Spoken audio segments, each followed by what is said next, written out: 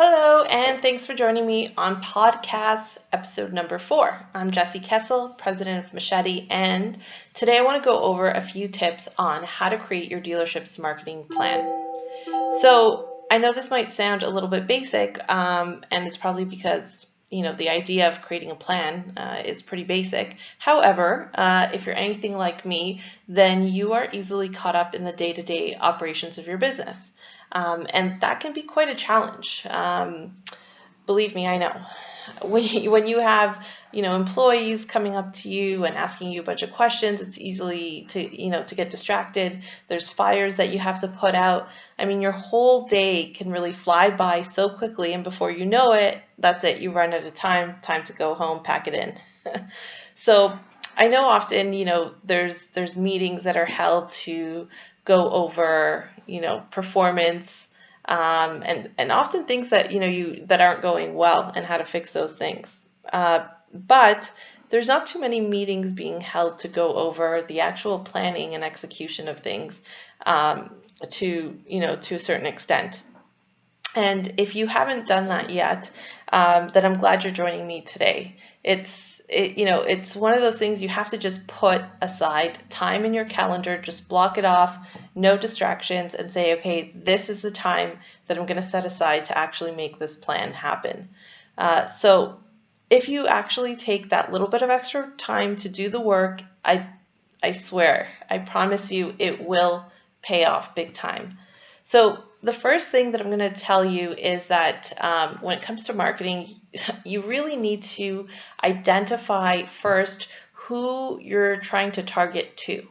So take a look at the products that you have. If you have multiple products, if you have one product, take a look at your products and create a profile for each of them to figure out who does this product actually appeal to? And that's who you want to target.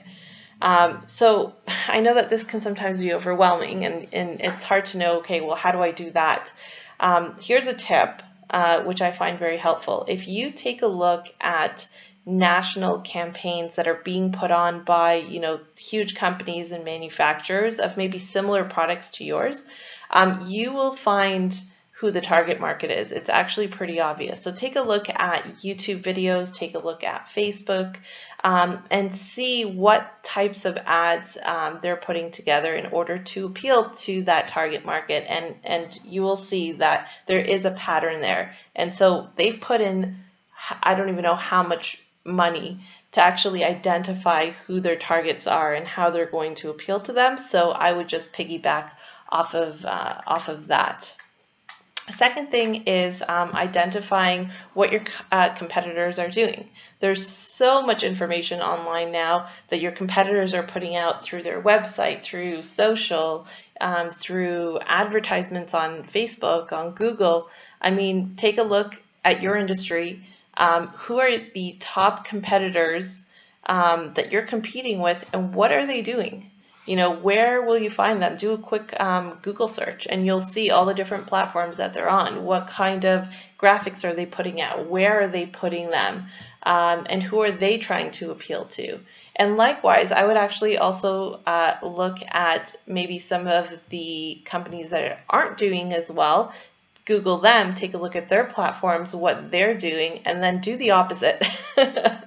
Kind of simple, but obviously what they're doing is not working. So, I mean, you want to completely avoid making those same mistakes and follow the guys that have put a lot of money, time, and probably a lot of trial and error has gone into, the marketing strategy that they currently have. The third thing that I want to say is you have to be able to market on the right platforms. There's so many different platforms, including email.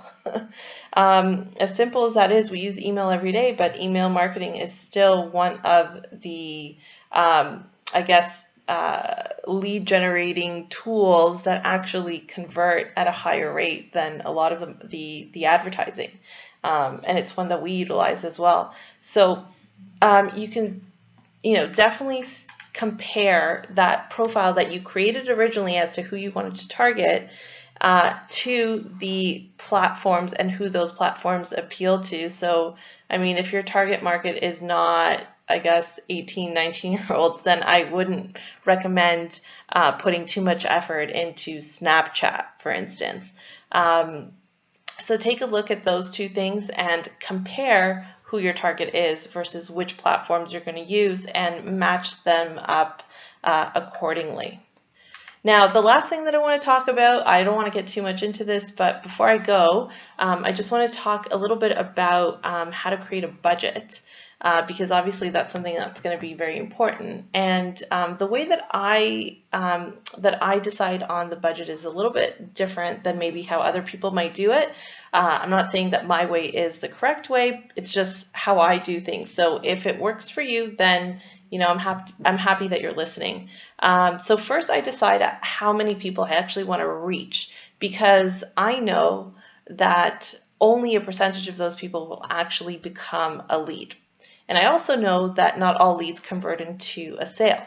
So how many leads do I actually need in order to get that one sale? And I base that number on my past performance. So I know what my closing ratio is, and you should know yours as well. So it's kind of working backwards, but if you use like Facebook as a platform, it'll tell you based on your budget how many people you're expected to reach.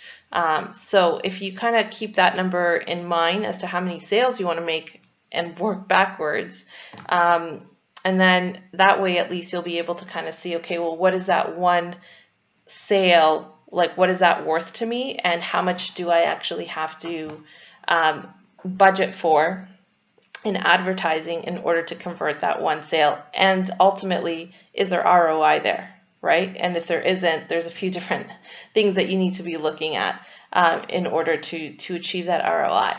So I don't want to get too much into that. It's a whole other topic, but I hope that I've been able to give you some insight and get you started on a marketing plan that will guide you in the right direction towards meeting your business goals. So thanks for listening, and don't forget to subscribe to our YouTube channel. Follow us on Facebook at Machete Marketing. And if you like this podcast, feel free to share it, like it, or comment below. Thanks so much.